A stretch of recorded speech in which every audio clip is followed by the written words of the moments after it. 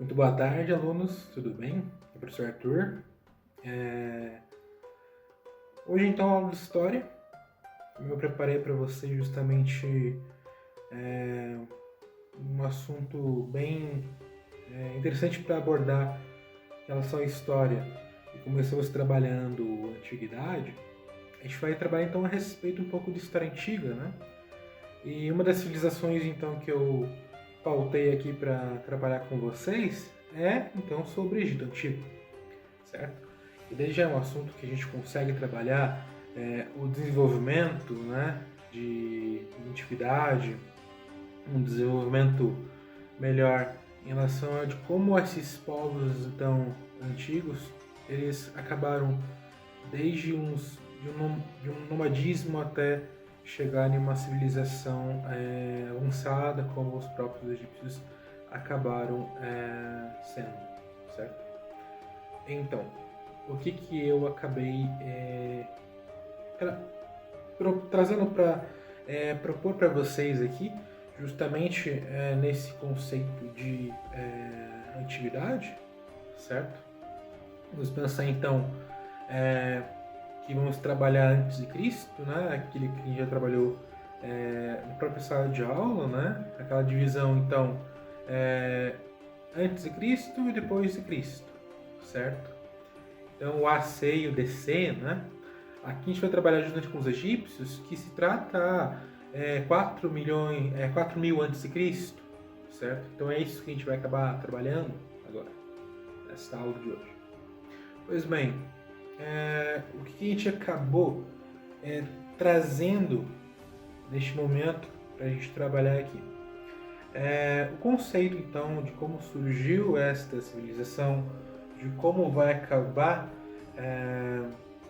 se desenvolvendo com o tempo, né, com os milhares de anos, então, os 1000 anos então que vão acabar se desenvolvendo, né?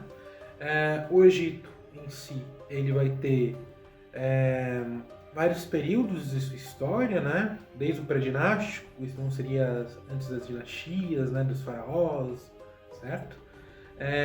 Aí chega na época então dos próprios faraós, do próprio Império Egípcio, né, do Reino Egípcio, que é o Reino Antigo.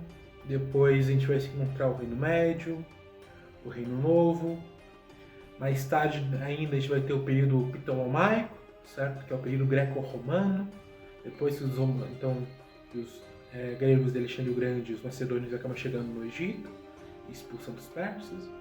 E mais tarde, com o fim do período Ptolomaico, o período então domínio romano dentro do Egito, certo? Pois bem, vamos então trabalhar principalmente o desenvolvimento e o princípio, a introdução dessa aula, né, em relação justamente ao começo da civilização egípcia, né? Primeiramente, nós vamos então falar sobre o pré-dinástico, os reinos pré-dinásticos, né? Mas visando justamente aquele final então da pré-história, em que os povos já começam a ideia de uma agricultura, começam então a migrar de um lugar para o outro e depois percebendo que podem se instalar, então se fixar em um lugar apenas, né? Então, há 8.000 a.C., começam então as migrações de povos nômades para a região onde é o delta do Nilo, a região então ao norte do Egito, onde ao norte da África, né, onde se encontra o Egito, certo?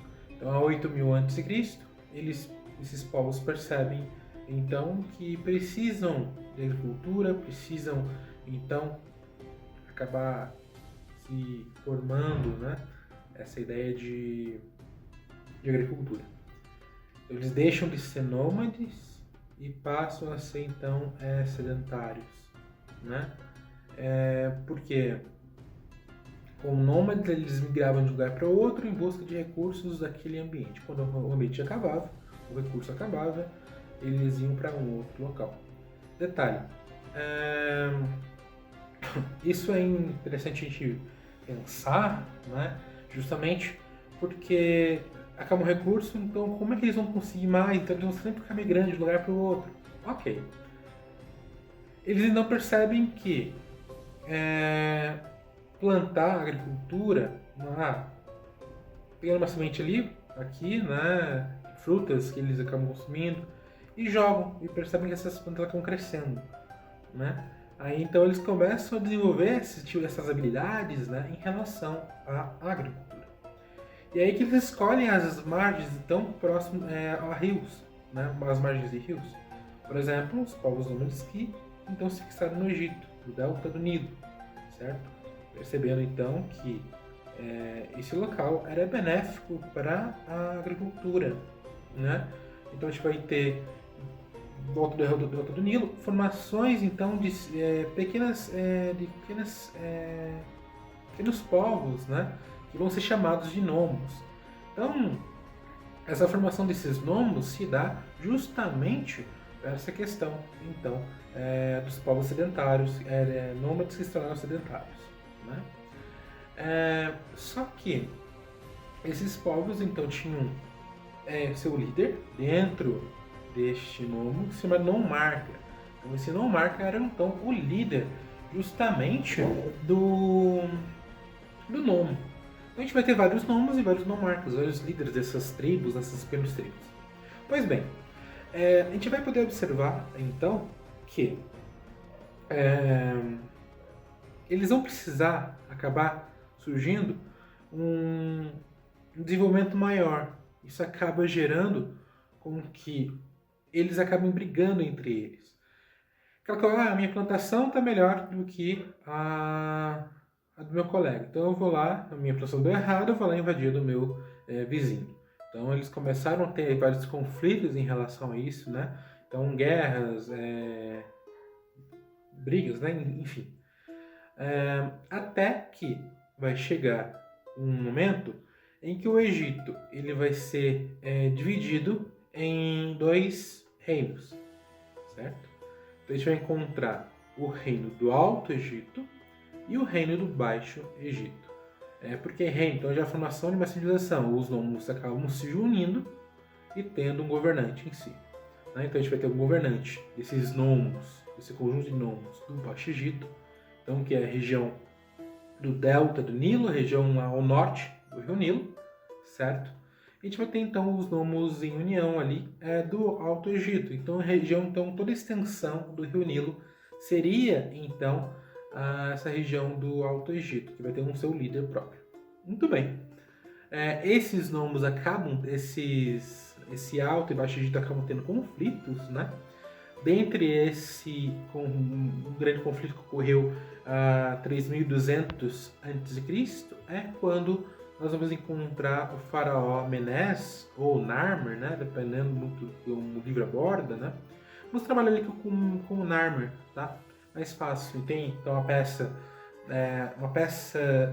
histórica então que é a Paleta de Narmer, que vai acabar narrando justamente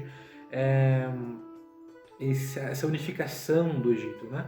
A gente vai ter essa unificação em 3200 com o faraó Narmer, depois que ele vence então o Baixo Egito. Então ele anexa o Baixo Egito ao Alto Egito. Sendo assim, nós vamos encontrar o único reino agora, com o Narmer como o único faraó, como o único rei, certo? E é nesse mesmo período que vai acabar surgindo a ideia de escrita. Né? Como eu falei da paleta de Narmer, que vai ter inscrições em imagens, em símbolos, né? Narrando, mas são mais imagens narrando a unificação do Egito, certo? Vai ter hieróglifos escritos, mas hieróglifos, né, que é a escrita egípcia, acaba sendo um pouquinho mais primitiva, né? Que nós vamos acabar chamando de petróglifos, né? Os petróglifos é um começo de uma escrita egípcia. É uma escrita muito mais simples, certo? Que mais para frente vai se originar o hieróglifo, certo? Que é a escrita então comum no Egito Antigo, certo? Muito bem. Então a gente pode trabalhar em relação à escrita agora. A gente já entendeu a unificação do Egito com o faraó Narmer, de como acaba surgindo, do porquê os povos acabam se fixando então nesta região do Delta do Nilo, acabam surgindo nomos, esses nomos líderes, nomarcas, depois da unificação das duas terras, dos dois egípcios, com o único rei faraó, que é o Narmer. Beleza. Então, o surgimento da escrita nesse mesmo período. E, curioso, a gente fala de escrita egípcia, quando a gente trabalha em relação a Egito Antigo, nós estamos trabalhando com mais de uma escrita, certo? Que a gente vai ver também agora. Eu mandei para vocês os slides, então, e esses slides vão acabar ajudando vocês a entender também o que eu estou acabando explicando, certo? Também discriminados, tipo de escrita, para vocês entenderem como funciona, porque várias escritas, né? Pois bem, a primeira escrita que eu posso mencionar aqui para vocês é de fato os hieróglifos, né? A escrita hieroglífica, né? A principal forma de escrita dos egípcios antigos.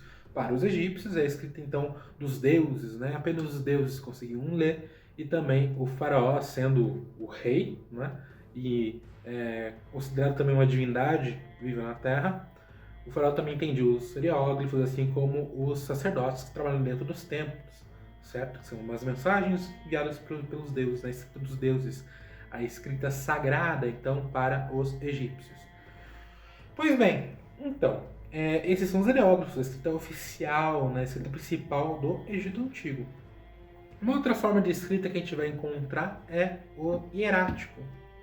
Bom, o hierático, ele é uma escrita mais administrativa. Então a gente vai encontrar essa escrita administrativa dentro, então, de questões econômicas, em questões do palácio do faraó, né?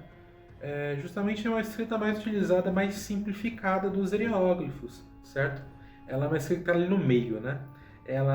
A partir dos hieróglifos, são símbolos. E estes símbolos, eles são... cada símbolo vai significar uma palavra ou uma frase, né? Uma palavra inteira, uma letra. A junção desses hieróglifos vai formar uma frase, então um texto inteiro, né? A gente pode encontrar depois nesses hieróglifos que eles têm formas específicas, eles acabam tendo uma simbologia muito detalhada, muito feito para você não poder confundir, é claro, né? Os egípcios acabam não fazendo aquele símbolo justamente detalhado para entender qual é cada um, certo? Mas assim, os hieróglifos acabam sendo uma escrita mais difícil, justamente mais demorada para fazer, mais detalhada. Então vai acabar surgindo outras escritas para simplificar, como o hierático, que é a escrita administrativa, né? O hierático ele tem uma forma de símbolos mais simples do que os detalhados hieróglifos, certo? Mas como eu falei, são símbolos usados para a parte administrativa, então, do reino do Egito Antigo, certo?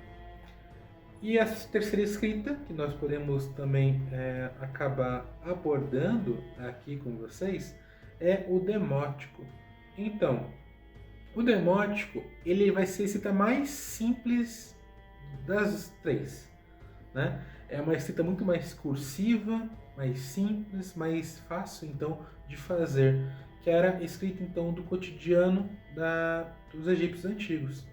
Então, se o hieróglifo é uma escrita principal oficial do Egito, nós vamos encontrar então o hierático como uma escrita administrativa e o demótico, né? O demótico sendo uma escrita mais cursiva, mais simples, mais do cotidiano. Então, a escrita do dia a dia dos egípcios vai ser o demótico. Recapitulando, a gente já viu então a respeito da unificação do Egito, do pré-dinástico, o surgimento da escrita nesse período de unificação do Egito e as suas variadas escritas que vão surgir no Egito Antigo, beleza? Agora a gente vai trabalhar um assunto em que essas escritas vão acabar sendo apresentadas, né? Por quê? A escrita vai ser utilizada justamente para fins de textos religiosos. Então, vamos trabalhar agora mitologia, religião egípcia, certo? Vocês vão perceber, então, que a religião egípcia ela é fundamental dentro da cultura. uma vez que o Egito, nesse período da antiguidade, ele é um governo teocrático. Então, o que é um governo teocrático? É então quando nós temos a religião no centro do poder. E o centro do poder é o faraó. Então, o faraó, a figura do faraó, ele é uma divindade também. Ele é considerado, então, um deus vivo na Terra. Então, antes mesmo da gente trabalhar a respeito dos deuses, vamos poder falar um pouco do faraó. Então, aqui, o faraó em si, ele tem essa aparência, né, que é uma máscara, uma réplica, então, miniatura, uma máscara mortuária de um faraó, mas detém os símbolos que o faraó acaba usando no seu dia a dia, né? O faraó, sendo uma divindade viva na Terra, ele tem algumas símbolos nele que vai demonstrar o porquê ele é o rei vivo na Terra. Primeiramente, nós encontramos essa barba postiça aqui, né? Então o faraó ele utiliza essa barba postiça justamente para simbolizar sabedoria. O hieróglifo Deus para os egípcios é um homem sentado com uma barba longa. Então, como o faraó é um deus vivo na terra, ele tem essa barba postiça, feita de crina de cavalo e amarrada atrás da orelha. Ele usa como símbolo de poder, um símbolo de mostrar que ele é o faraó, que ele é o deus, né, na terra. Outra coisa que nós encontramos também é a coroa do faraó, certo? O faraó vai ter as coroas, então, aqui o Nemes, certo? Que é essa coroa de pano que ele vai acabar utilizando. Nós temos a parte em ouro aqui em cima. Temos aqui no caso do Piscenes, nós temos uma serpente, né? Que é uma deusa. Geralmente vai ser uma serpente, um abutre, como nós encontramos na máscara do faraó Tutankhamon, certo? Então, a serpente Uraeus e o abutre também vai ser e ambos são deuses, né? Nekhbet e Uraeus, certo? Deusas do Alto e do Baixo Egito. Utilizando as duas figuras, o abutre e a serpente na coroa, nós podemos encontrar então, podemos demonstrar então, o faraó acaba demonstrando que ele é o senhor das duas terras, né? Eu vou pegar um exemplo aqui melhor. Um exemplo melhor que a gente tem aqui, justamente, é o faraó. Um outro exemplo, na verdade, de poder do faraó, além das duas serpentes na coroa do Nemes aqui, nós temos essa coroa aqui de cima. Então, com o faraó Akhenaton, aqui nós encontramos as coroas do Alto e do Baixo Egito. No esqueminha que eu mandei para vocês também, nós vamos encontrar essas coroas demonstrando porque cada uma de um símbolo de outro, né? Uma cor de outra, né? A coroa do Baixo Egito, ela tem a cor vermelha. E a coroa do Alto Egito tem a cor branca, que vai, então, acabar essas cores para dividir, então, Alto e Baixo Egito, tá? Então, o faraó também utiliza essas duas coroas justamente por questão, então, de definir que ele é o rei das duas terras. Ele é senhor do Alto e do Baixo Egito, tá? Por isso que o nome do faraó em egípcio seria Nezunebit Nebtawi. Nezunebit Nebtawi, então ele é o senhor das duas terras, beleza? Pois bem, agora então sobre religião egípcia, a gente já entendeu sobre o faraó, né? E os símbolos de poder. Só outro detalhe também no faraó aqui que nós temos o Akhenaton. Ele tem dois, então, nas mãos, dois cetros, né? O cetro Neká e o cetro Nekaka. O cetro, então, eles vão acabar representando justamente a questão, por exemplo, do cetro Neká, ele é o cetro, então, que lembra muito um cajado de pastor. Simboliza que o faraó, ele é o pastor e o povo egípcio é o rebanho de ovelhas. Então, ele protege o rebanho, então, do Egito. Certo? Então o faraó ele é o protetor do Egito, então por isso ele tem o cetro Neká, que vai significar então proteção ao povo. O outro cetro, que é o Nekaka, ele parece um chicote, um mangal, certo? Esse símbolo então vai ser um símbolo de, como posso dizer, de castigar as pessoas ruins e malfeitores do Egito, certo? Por isso que é o símbolo, então, um chicote com o faraó pode ter o poder de castigar as pessoas ruins e os ladrões no Egito Antigo, beleza?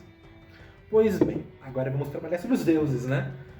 Ainda sobre religião, né? Como eu falei, religião é o centro da cultura egípcia, é a religião. Toda a arte egípcia, toda a estrutura de construções arquitetônicas, as pirâmides, textos, são todas focados em religião. A religião é presente desde que a pessoa nasce até que a pessoa morre dentro do Egito, a religião está sempre presente. Tá? Então a gente pode trabalhar nesse conceito de religião que a mitologia, então, os egípcios, na verdade, eles são um povo politeísta. Então, o que é o politeísmo, para a gente poder começar? O politeísmo é a crença em vários deuses. Hoje em dia, é muito mais comum nós encontrarmos, vamos trazer uma mais ocidental que nós vivemos, né? Que é um monoteísmo, né? A crença em um único Deus. Pois bem, os egípcios eles são politeístas, eles acreditam em vários deuses.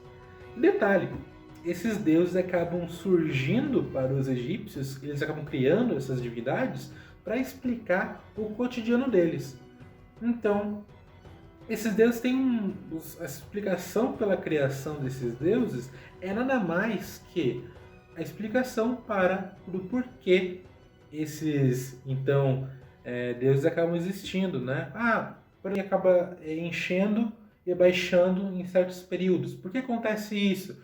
Porque chove. Porque tal... Entende? Então essas explicações do nosso cotidiano, que hoje nós conseguimos definir a partir da ciência, conseguimos definir a partir da física, certo? Da química, da matemática, certo? Apesar que os egípcios têm matemática, tá? Isso cancela essa parte. Mas se nós conseguimos explicar hoje em relação a Egito Antigo, certo? Eles acabam explicando a partir dos seus deuses, a partir das suas divindades, tá? Então nós vamos encontrar várias divindades do Egito Antigo, e essas divindades são meio peculiares, tá? Meio curiosas essas divindades, certo? Por quê? Vamos pensar. O esquema que eu mandei para vocês tem toda a forma dessas divindades, né? De como eles são representados, tá? Mas uma coisa curiosa que os egípcios eles acabam dando forma a animais, dando formas diferentes a essas divindades, tá? Que nós vamos chamar de zoomorfo, antropozoomorfo, certo? Por exemplo, um deus antroposomórfico. Antropo vem de humano, zoo vem de animal e mórfico então é a junção dos dois. Então nós vamos encontrar vários deuses egípcios antroposomórficos, que vai ter a parte animal, a parte humana, certo? Por exemplo, o deus Ra, o deus Sol. Então aqui a gente tem a ideia do Sol, né? Do Sol dos egípcios antigos, né? Ra é o deus do Sol. Ele é o primeiro deus a surgir na mitologia egípcia, então na crença egípcia, né? Mas o Ra ele tem a cabeça de um falcão, o corpo humano. A cabeça de falcão, então, representa que o falcão é o animal no cotidiano dos egípcios que está voando mais rápido e mais próximo também na visão dos egípcios, claro. Eles olhando de baixo, olhando para cima, e o falcão ele está lá no alto, próximo ao Sol. Claro, próximo ao Sol na visão que eles estão ali observando, né? Então os egípcios acabam atribuindo forma a animais do cotidiano deles para explicar então essas divindades, a forma dessas divindades, tá? Então o deus Ra, o deus Sol, que tem a forma de falcão, então nada mais então o falcão, que é o animal que está mais próximo ao Sol, tem a forma então do deus Ra, certo? O deus Ra também tem um disco solar, então esse círculo dourado em cima da sua cabeça para simbolizar aqui o Sol, né? Então que ele é Deus. Outro exemplo é o deus Anubis. O deus Anubis ele é o deus da mumificação. Agora, a forma dele é a cabeça de um chacal, de um cachorro do deserto e o corpo humano. Agora, por que dessa forma? Vamos então definir, então imaginar, na verdade, explicar na verdade o que os egípcios acabam atribuindo o chacal, que para eles, quando eles então faziam lá a mumificação das pessoas, colocavam elas em tumbas, na região das necrópolis, dentro das tumbas eles colocavam alimento de oferendas, certo? Para a pessoa que morreu. Alimento, no caso, é carne bovina, pão, peixe, certo? E os chacais, então, do deserto, acabam sentindo o cheiro desse alimento. Então eles acabam andando em volta dessas tumbas por causa do cheiro da comida, da carne, né? Os egípcios antigos achavam que esses animais estavam ali para proteção aos mortos. Eles estavam ali para cuidar das tumbas, das necrópolis, da região de tumbas. Mas, claro, os animais estavam ali por causa do alimento. Mas os egípcios acabam atribuindo a forma, atribuindo ao chacal a forma do deus Anubis, que é o deus da mumificação, o protetor dos mortos, né? Então isso que eu acho um pouco que eu posso falar em relação aos deuses. Como são vários deuses, não vou mencionar todos eles aqui, né? Mas a gente vai encontrar o deus Osíris, a deusa Ísis, o Osíris, deus da fertilidade, da plantação. A Ísis é deus da magia, deus da mulher, deus um exemplo então é uma mãe perfeita, né? O deus Horus, que é o filho dos dois, que é o deus representante dos faraós. Uma coisa curiosa que eu não falei em relação aos faraós, para legitimar que o faraó então ele é o deus vivo na Terra, ele é a reencarnação do deus Horus, que então é o deus então protetor dos faraós, é o deus então que representa os faraós. Então todos os faraós durante a história do Egito Antigo, das 30 dinastias, todos eles são a reencarnação do deus Horus vivo na Terra, beleza?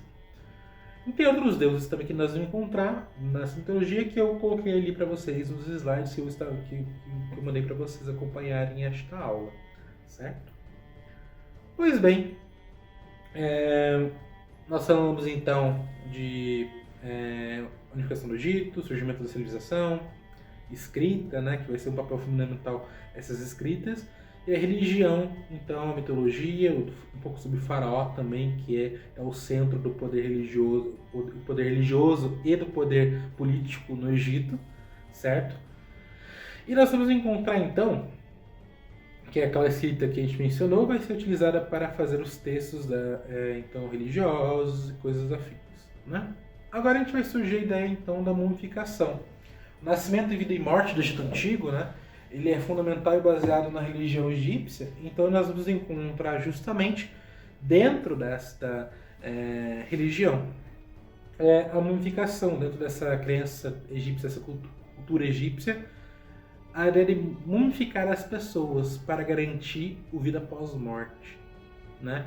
Então os egípcios acreditavam na vida após a morte e que se eles mumificassem as pessoas, então essas pessoas iriam reviver lá no mundo dos deuses, ou como nós chamamos de mundo dos mortos hoje, mas os egípcios antigos entendiam que era o mundo dos deuses, beleza? Pois bem, como funcionava esse processo de mumificação? A pessoa, então, que morreu de causas naturais, em guerra, né? Ela vai ter, então, agora eu vou entrar em detalhes aqui, mas não se preocupem. Vai estar esquematizado para vocês nos slides, tá? Primeiramente, eles colocavam um gancho no nariz da pessoa para então mexer lá dentro esse gancho e chegar no cérebro e destruir então o cérebro da pessoa morta, tá?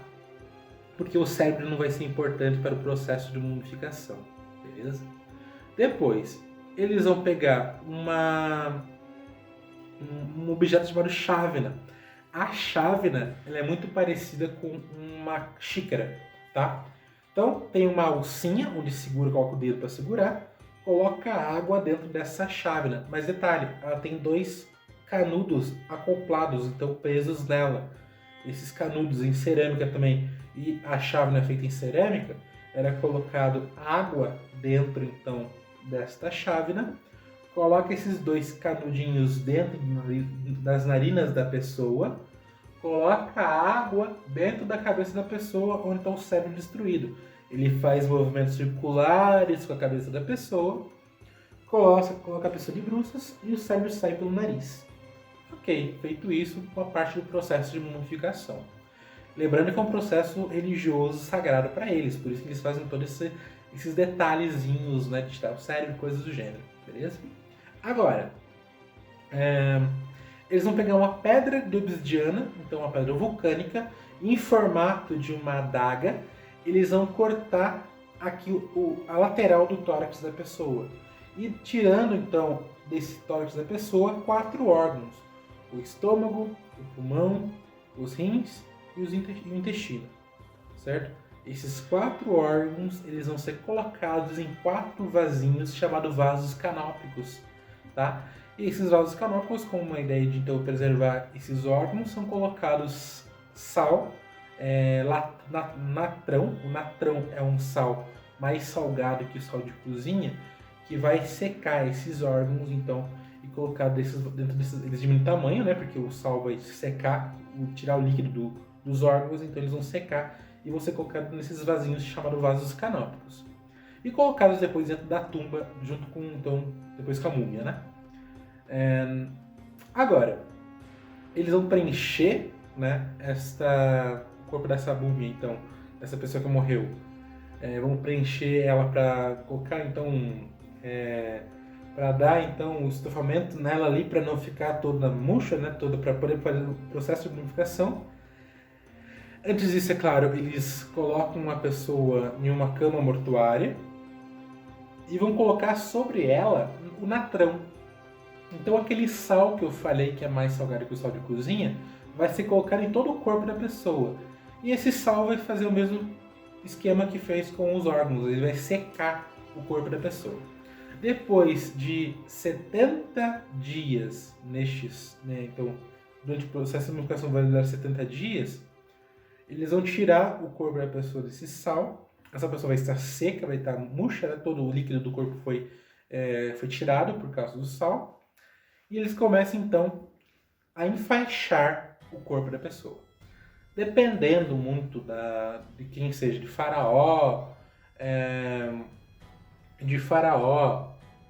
que é um processo de mumificação mais detalhado, eles vão acabar fazendo para preservar o corpo ali interno, né, depois de embalsamar e o corpo vai ser mumificado, são mais ou menos 50 camadas de faixas de linho que nós vamos encontrar então nesta múmia, certo? Depois, com as faixas todas colocadas, eles são colocados, todo esse processo é feito por sacerdotes, tá? Que são as pessoas religiosas, as pessoas que vão acabar representando os deuses, né? E um sacerdote está usando a máscara do deus Anubis, para representar que o deus do protetor dos mortos está presente no processo de mumificação. Depois de ser toda enfaixada a múmia, ela vai ser colocada uma máscara mortuária, como esta daqui. O exemplo da máscara mortuária do Pisucenes é colocado então a máscara mortuária na cabeça, então a máscara onde fica a cabeça do faraó, colocar a máscara sobre o corpo do faraó, então é colocado em caixões. Nós chamamos então de ataúdes, né? Os sarcófagos, então, como são conhecidos. Exemplo do faraó Tutankhamon, que é um exemplo que a gente pode ir mais na imagem que eu mandei para vocês ali nos slides. Nós encontramos então como